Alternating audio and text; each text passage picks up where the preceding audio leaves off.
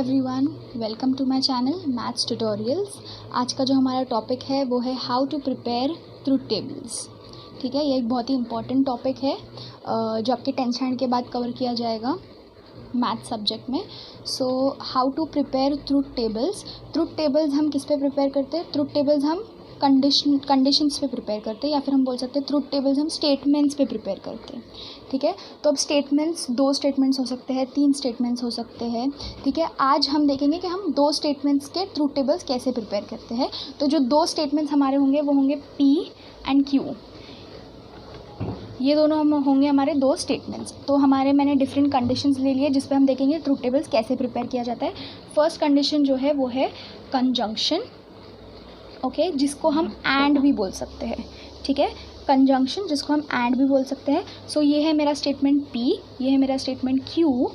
P and Q, this is the symbol for conditional for conjunction, और we can say this is the symbol for and statement.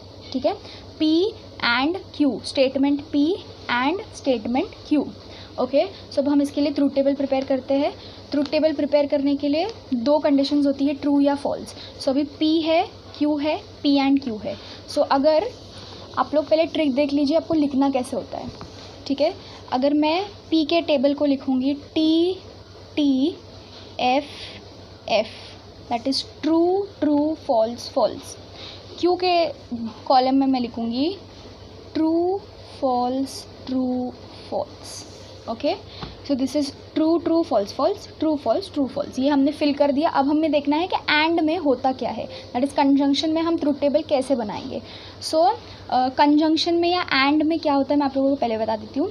अगर आपकी P और Q के दोनों values P is equals to Q अगर दोनों true है then P and Q is true, otherwise it is false. Simple.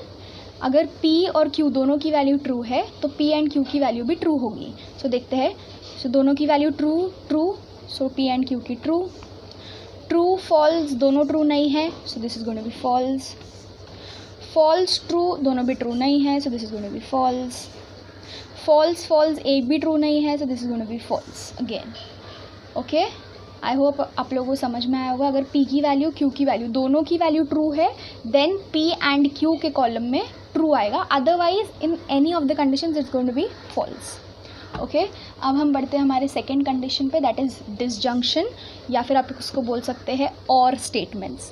Okay, statement P statement Q, statement P or statement Q, ये symbol है or statements के लिए, that is disjunction के लिए।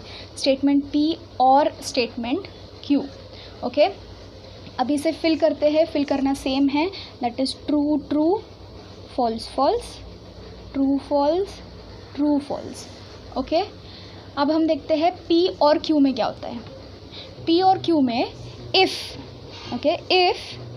P is equals to Q is equals to false, यानी अगर P और Q दोनों की वैल्यू फॉल्स है देन P और Q is false.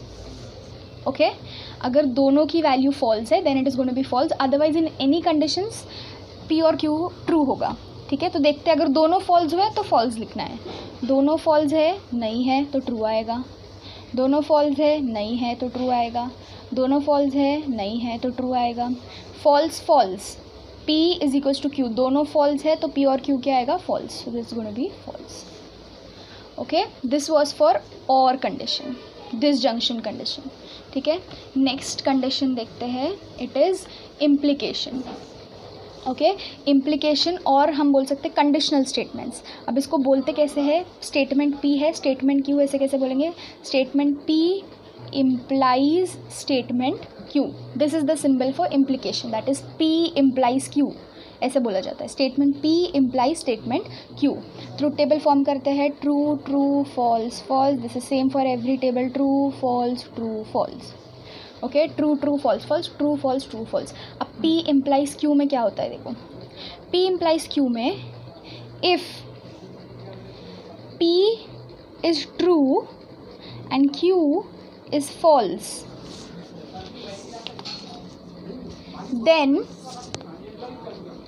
P implies Q is false. सिर्फ इसी कंडीशन में P implies Q false होगा, अदरवाइज हर एक कंडीशन में वो ट्रू होगा. P ट्रू होना चाहिए और Q फॉल्स होना चाहिए, मतलब it should go from true to false. यानी P implies Q है तो ये ट्रू टू फॉल्स जाएगा, तो इसका आंसर फॉल्स जाएगा, otherwise it's going to be true. देखते हैं चलो. True true, so it is going to be true. True false, true से फॉल्स पे जा रहा है, ट्रू से फॉल्स पे जा रहा है, तो the answer will be false. Okay. False true उल्टा है, फिर भी क्या होगा, ट्रू. फॉल्स नहीं होगा, सिर्फ एक ही कंडीशन पे फॉल्स होगा, that is true to false. P जब ट्रू होगा और Q जब फॉल्स होगा तो ही फॉल्स होगा. F it's again going to be true. ठीक है. Now let's go for the next condition which is double implication or biconditional. ओके. Double implication or biconditional, इसे कैसे लिखा जाएगा, P double implies Q. This is the symbol for by conditional और double implication, that is P double implies Q. Okay. So truth table form करते हैं. Truth table कैसे होगा, true true false false, true false true false. Okay. This is very simple. Double implication or biconditional में क्या होगा, अगर आपका P और Q का वैल्यू सेम है, if P is equals to Q is equals to same, then P double implies Q will be true. Okay. अगर दोनों का वैल्यू सेम है तो P double implies Q true होगा, अदरवाइज वो फॉल्स हो जाएगा. देखते हैं. ट्रू ट्रू, दोनों वैल्यू है सेम, ट्रू ट्रू सेम है तो ये होगा ट्रू. ट्रू फॉल्स, दोनों अलग है तो ये हो जाएगा फॉल्स. फॉल्स ट्रू, दोनों अलग है तो ये हो जाएगा फॉल्स. फॉल्स फॉल्स, दोनों सेम है तो it is going to be true. Okay. Next देखते हैं. मैं आपको ये भी दिखाना चाहती थी. This is the last condition which is negation, जिसको नेगेशन बोलते हैं. अभी इसमें सिर्फ एक ही स्टेटमेंट यूज़ किया जाता है. अगर हमें स्टेटमेंट P दिया है तो स्टेटमेंट P का नेगेशन P क्या होगा, ये उसका सिंबल होता है. ठीक है. अभी इसका ट्रूथ टेबल ऐसा होता है, सिर्फ एक ही स्टेटमेंट होता है, तो P और नेगेशन P, ट्रू फॉल्स. अगर ये ट्रू है तो क्या होगा, अगर ये फॉल्स है तो क्या होगा. अगर ये ट्रू है तो नेगेशन P में ये फॉल्स हो जाएगा, अगर ये फॉल्स है तो नेगेशन P में ये ट्रू हो जाएगा. Very simple. ओके.